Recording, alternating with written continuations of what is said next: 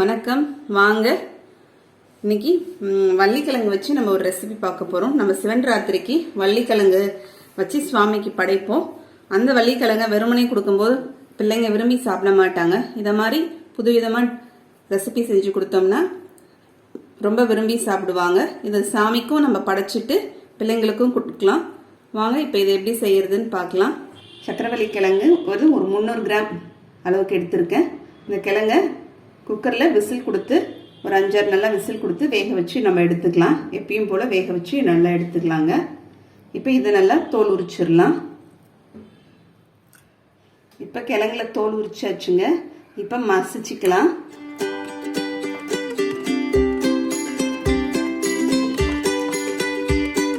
இப்போ கிழங்கு நல்லா மசிச்சாச்சுங்க. ஒரு 1/4 டீஸ்பூன் அளவுக்கு உப்பு சேர்த்துக்கலாம். இப்போ 2 டேபிள் ஸ்பூன் அளவுக்கு நம்ம அரிசி மாவு சேர்த்துக்கலாங்க. சேர்த்துட்டு எல்லாத்தையும் நம்ம பிசைஞ்சிக்கலாம். பதம் பார்த்திங்கன்னா நமக்கு சப்பாத்தி மாவு மாதிரி நல்லா பிசைஞ்சிக்கணும். அந்த அளவுக்கு நமக்கு பதம் வரணும். பிசைஞ்சு இதை மாதிரி நம்ம நல்லா டவ் மாதிரி எடுத்துக்கணும். சப்பாத்திக்கு மாவு பிசைஞ்சிருக்கிற மாதிரி பிசைஞ்சிக்கணுங்க. ஒரு 300 கிராம் கிழங்குக்கு 2 டேபிள் ஸ்பூன் அளவுக்கு மாவு எடுத்திருக்கேன். இப்போ இதுலேருந்து மாவு கொஞ்சமாக எடுத்துக்கலாங்க. குட்டியாக உருண்டையாக உருட்டிக்கலாம். உருட்டிட்டு நம்ம இப்படி வச்சு ப்ரெஸ் பண்ணிக்கலாங்க. இந்த மாதிரி எல்லாத்தையும் நம்ம ரெடி பண்ணி வச்சுக்கலாம். இப்போ எல்லாத்தையும் நம்ம ரெடி பண்ணி எடுத்து வச்சாச்சுங்க. இப்போ ஸ்டவ்வில் ஒரு பேன் எடுத்து வச்சுருக்கேன். ஒரு டேபிள் ஸ்பூன் அளவுக்கு எள் எடுத்துக்கலாங்க. இப்போ எள்ளுக்கு அளவு இல்லை, நமக்கு எள் பிடிக்கும், அந்த டேஸ்ட் பிடிக்கும்னா நம்ம கூட சேர்த்துக்கலாம். கொஞ்சம் எள்ளு நல்லா படப்படன்னு பொரியணும், அந்தளவுக்கு நம்ம வறுத்து எடுத்துக்கலாம். எள்ளு பொரிஞ்சாதான் நமக்கு நல்லாவே இருக்கும் சாப்பிட்றதுக்கு. எள்ளு நல்லா பொரியுது பாருங்கள். இப்போ வறுத்தாச்சு, நம்ம எடுத்துக்கலாம். இப்போ இதில் கொஞ்சமாக எண்ணெய் சேர்த்துக்கலாங்க. ஒரு ஸ்பூன் அளவுக்கு நமக்கு எண்ணெய் சேர்த்துக்கலாம். ஸ்டவ் பார்த்தீங்கன்னா நல்லா சிம்லே இருக்கணும். நமக்கு சேர்த்துட்டு இதில் நம்ம எடுத்து இதில் வச்சிடலாம்.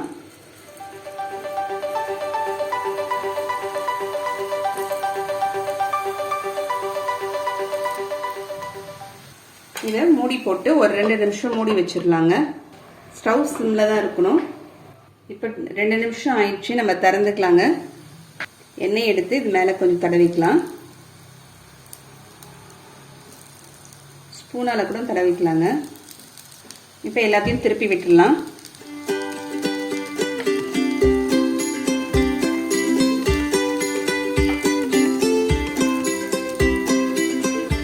திரும்பியும் எண்ணெய் லேசாக தடவிடலாங்க. தடவிட்டு இப்பயும் சிம்மில் இருக்கட்டுங்க ஸ்டவ்வு. திரும்பியும் மூடி போட்டு மூடிடலாம். மூடி போட்டு மூடி 2 நிமிஷம் வச்சிடலாங்க. இப்போ 2 நிமிஷம் ஆயிடுச்சுங்க, நம்ம திறந்துக்கலாம். பாருங்க, இப்போ திரும்பி நமக்கு ஓப்பன்லேயே இருக்கட்டும், திறந்தே இருக்கட்டும், மூடி போட வேண்டாம். கொஞ்சமாக எண்ணெய் மட்டும் தடவிட்டு திரும்பி ஒரு 2 நிமிஷம் ஓப்பனில் வச்சு நல்லா நம்ம வேக வச்சிடலாங்க. நல்லா திருப்பி விட்டு வேக வச்சுக்கலாம்.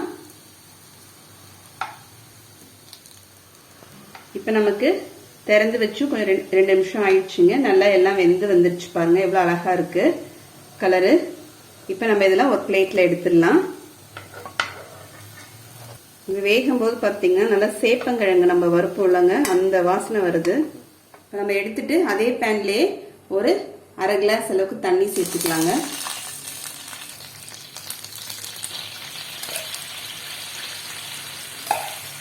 இந்த ஸ்பூனால 3 ஸ்பூன் அளவுக்கு நாட்டு சக்கரை சேர்த்துக்கலாம். நல்லா கொதிக்குது பாருங்க.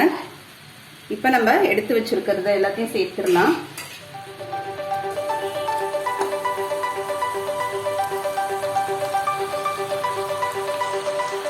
சேர்த்துட்டு இது எல்லாத்தையும் திருப்பி விட்டுக்கலாங்க. இந்த தண்ணி கொஞ்சம் நமக்கு நல்லா சுண்டி கொஞ்சம் சாஸ் மாதிரி வரணும். இப்போ ஃப்ளேம் பார்த்தீங்கன்னா சிம்லலாம் வைக்கணும்னு அவசியம் இல்லை, ஒரு மீடியம் ஃப்ளேமில் வச்சு நம்ம செஞ்சுக்கலாம். இப்போ சுண்டிச்சு பாருங்க.